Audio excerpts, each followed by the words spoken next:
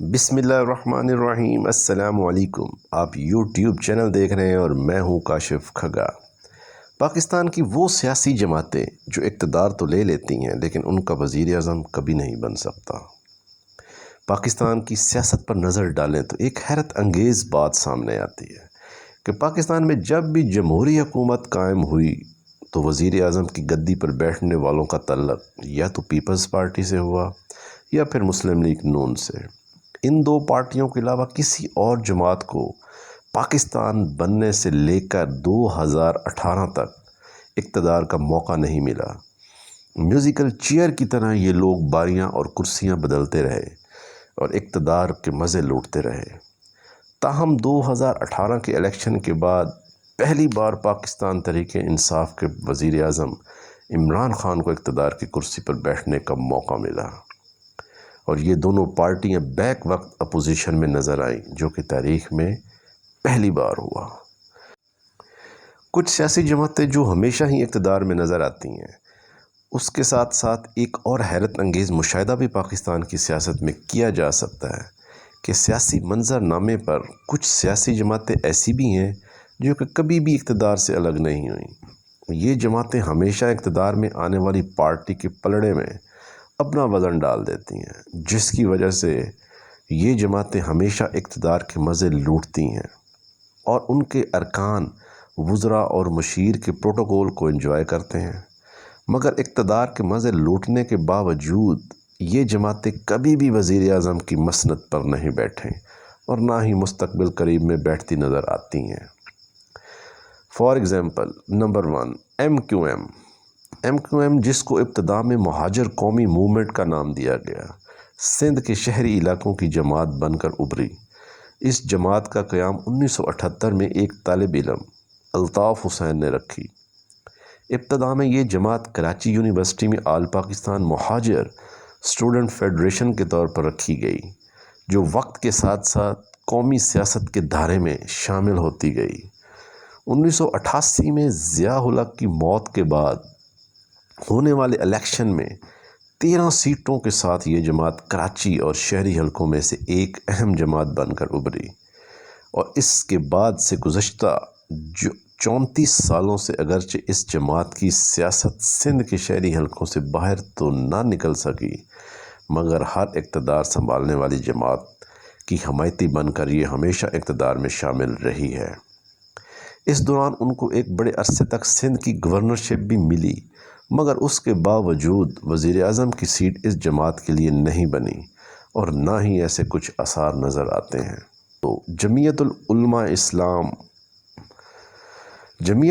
اسلام کی بنیاد 1988 میں رکھی گئی۔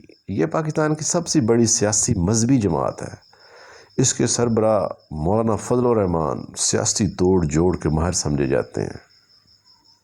یہی وجہ ہے کہ اس وقت پی ڈی ایم کے سربراہ بھی یہی ہیں۔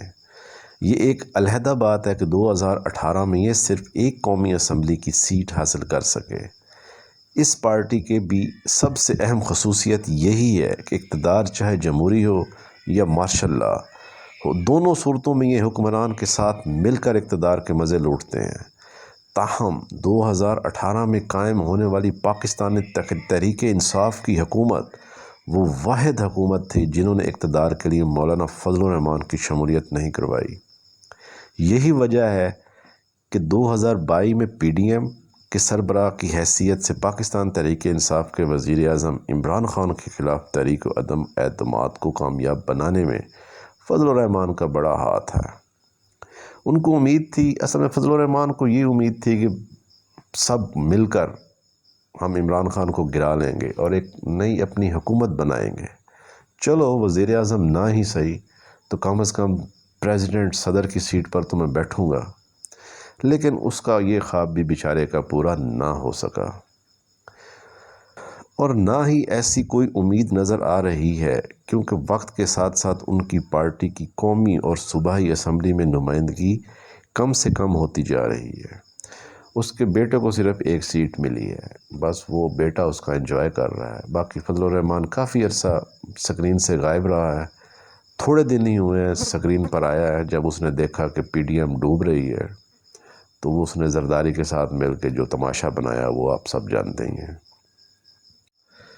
مسلم لیگ کاف کی ایک بات جو آپ کبھی غور کریں تو آپ کو پتہ چلے گی کہ ہر پارٹی کے آپ کو نمائندے، ووٹرز اور چاہنے والے لوگ کہیں نہ کہیں مل سکتے ہیں۔ مطلب پیپلز پارٹی کے لوگ آپ کو پنجاب میں بھی ملیں گے، سندھ میں بھی ملیں گے، سندھ تو خیر ہے ہی پیپلز پارٹی کا، مختلف صوبوں میں بھی آپ کو پیپلز پارٹی کے لوگ ملیں گے، مسلم لیگ نون کے ملیں گے، فضل الرحمان کے لوگ ملیں گے، جماعت اسلامی کے لوگ ملیں گے، لیکن آپ کو اگر آپ غور سے دیکھیں تو آپ کو کاف لیگ کا بندہ کوئی نظر نہیں آئے گا، کوئی ایسا نمائندے جیسے جو روڈ پہ آنے والے لوگ یا احتجاج کرنے والے لوگ یا مطلب جیسے پاکستان تحریک انصاف کے لوگ نکل آتے ہیں، نون لیگ کے نکل آتے ہیں، فضل الرحمان کے نکل آتے ہیں، جماعت اسلامی کے نکل آتے ہیں، منہاج القرآن کے نکل آتے ہیں، اس طرح کاف کے کبھی نہیں نکلے۔ وہ اس لیے کہ یہ فوج کی خاص جماعت ہے اور یہ فوج نے ہی بنائی تھی، اور فوج جب بھی کسی کو اقتدار دیتی ہے تو اس جماعت کا سہارا لے کے ان کو ساتھ سپورٹ کروا دیتی ہے۔ تو یہ آپ کبھی غور کریں تو کاف لیگ اسپیشلی فوج کی جماعت ہے۔ تو اس جماعت کا قیام 2001 میں اس وقت عمل میں آیا جب کہ ایک معاہدے کے نتیجے میں نواز شریف جلا وطن ہو چکے تھے اور مسلم لیگ نون کے لوگ بغیر کسی قیادت کے تتر بتر ہو چکے تھے۔ اس وقت کے فوجی حکمران پرویز مشرف نے چودھری شجاعت کے ساتھ ایک ملاقات کی اور ان کو مسلم لیگ کاف بنانے کا مشورہ دیا۔ یہ 2001 میں بنی تھی اور جنرل مشرف نے یہ جماعت بنائی تھی۔ اس جماعت کو عوامی مقبولیت تو حاصل نہ ہو سکی، مگر اس وقت کے فوجی حکمران کی شیر آباد کے سبب ایک بے ضرر سے شخص جمالی صاحب کو جماعت کے بننے کے صرف ایک سال بعد وزیر اعظم کی سیٹ مل گئی، جبکہ پنجاب کے وزیر اعلیٰ کے لیے چودھری پرویز الہی کو بٹھا دیا گیا۔ تاہم اس کے بعد یہ جماعت مختلف سیاسی جماعتوں کی حمایت تو کر کے مختلف عہدے تو حاصل کرتی رہی، مگر مسلم لیگ نون کے ساتھ اس کی جنگ برقرار رہی اور حالیہ دنوں میں بھی پاکستان تحریک انصاف کی مدد سے صرف 10 سیٹوں کی بنیاد پر پنجاب کے وزیر اعلیٰ کی کرسی سنبھالنے میں بھی کامیاب ہو گئے، کیونکہ ان کے پاس 10 سیٹیں تھیں اور پاکستان تحریک انصاف کے پاس 10 سیٹیں کم تھیں، تو ان کو مجبوراً پرویز الہی کو وزیر اعلیٰ پنجاب بنانا پڑا۔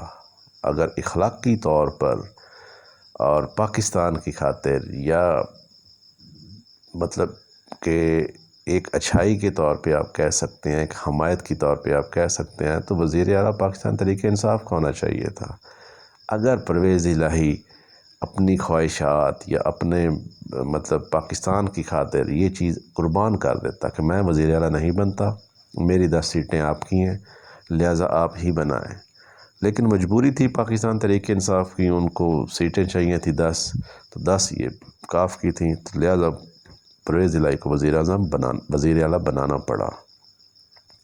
چوتھی پارٹی ہے عوامی نیشنل پارٹی۔ قومی جمہوری پارٹی جب مختلف دھڑوں میں تقسیم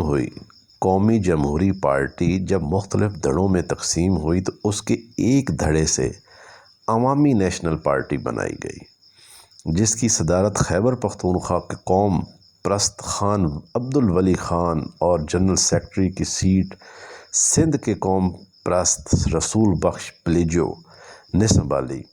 اقتدار کے مزے لوٹنے کا اس جماعت کا سفر 1988 سے پیپلز پارٹی کے ساتھ اشتراک کی صورت میں سامنے آیا، اور اس کے بعد جب مسلم لیگ نون اقتدار میں آئی تو یہ اس کے بھی ہمنوا بیٹھے۔ تو اس طرح ان کا یہ سفر گزشتہ کئی سالوں سے کسی نہ کسی طرح اقتدار میں شامل تو رہی، مگر ان کے قوم پرست نظریات کے سبب ان کو وزیر اعظم کی مسند پر بیٹھنے کا امکان نظر نہیں آ رہا اور نہ ہی کبھی انشاءاللہ بیٹھے گی۔ ایک جماعت جو اقتدار میں بھی نہیں آتی اور چین سے بھی نہیں بیٹھتی، ایک جماعت جو کبھی آپ اقتدار میں بھی نہیں دیکھیں گے، نہ آج تک دیکھی گئی ہے، اور مسلسل جد و جہد میں بھی رہتی ہے اور چین سے بھی نہیں بیٹھتی۔ گیس کریں وہ کون سی جماعت ہے؟ وہ جماعت ہے جماعت اسلامی۔ پاکستان کی سب سے پرانی اور نظریاتی تحریک ہے جو اب ایک سیاسی جماعت کے طور پر بھی کام کر رہی ہے۔ اس جماعت کو یہ بھی اعزاز حاصل ہے کہ یہ سب سے زیادہ منظم جماعت ہے۔ اس جماعت کا منشور ملک میں اسلامی نظام کا قیام ہے، جس کے لیے وہ قیام پاکستان سے قبل سے جدوجہد کر رہے ہیں، اور اس کے لیے انہوں نے کسی قسم کا سمجھوتا کیا اور نہ ہی اقتدار کی چڑیا کو اپنے کاندھے پر بٹھایا، بلکہ مستقل اپنی جد و جہد میں مصروف رہے۔ تاہم صوبائی اور قومی اسمبلی میں ان کی نمائندگی نہ ہونے کے برابر، اس وجہ سے ان کے وزیر اعظم کی سیٹ پر بیٹھنے کے امکانات نہ ہونے کے برابر ہیں۔ اس جائزے سے یہ ثابت ہوتا ہے کہ اب بھی وزیر اعظم کی سیٹ پر بیٹھنے والی پارٹیوں کی تعداد صرف 3 ہی ہے۔